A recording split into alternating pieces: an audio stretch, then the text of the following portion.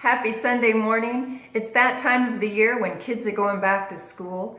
And as a college instructor, I'll be going back to school in a couple of weeks as well, teach a couple of classes. I really enjoy working with the young adults in the college setting. And it's fun as an adjunct to be able to go on campus and come right off and then just work out of my house. It's kind of a blessing that the Lord has given to me at this time in my life, just the joy of being with these college students. It's a lot of fun. For the amount of time that God gives me to do it, I'm enjoying it. And I was reading in the book of Deuteronomy this morning, and it was talking about those people who choose to work for someone else, choose to become a servant to an Israelite family. And for 6 years, they serve. And then in the 7th year, the family is to set them free. But I love what it says. When you release a male servant, do not send him away empty-handed. And it goes on to say, do the same for the female servant. But give to them, provide for them, and help them as they make the transition to the next thing in their lives. Make sure that they don't leave you empty-handed. And just a few verses before that, and we're in Deuteronomy 15, just a few verses before that, it says, give freely without begrudging it, and the Lord your God will bless you in everything that you do. I was thinking about how we hold things in our hands, and it's not just money, but it's people too.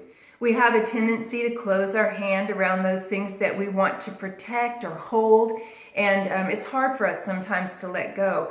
But that's a trust issue with the Lord, that as we open our hand and we let go of our possessions, or we let go of the people in our lives that are important to us or have been important to us, it's a matter of trusting the Lord that He is going to provide everything that we need, that He'll bring back to us what needs to be brought back to us, that He'll add to our lives what needs to be added. And sometimes, especially with people, I think we have the tendency to hold on to them because of what they can do for us, or what we think they're going to do for us in the future. And that is a selfish motive. Of course, we tend to be selfish creatures, but to be grateful for every part of the relationship that has taken place thus far, and then be willing to let your hand be open and let them go.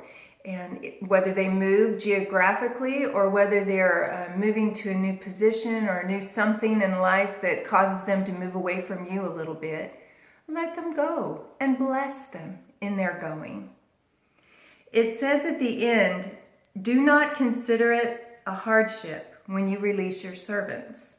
Remember that for 6 years they have given you the services worth double the wages of hired workers, and the Lord your God will bless you in all you do.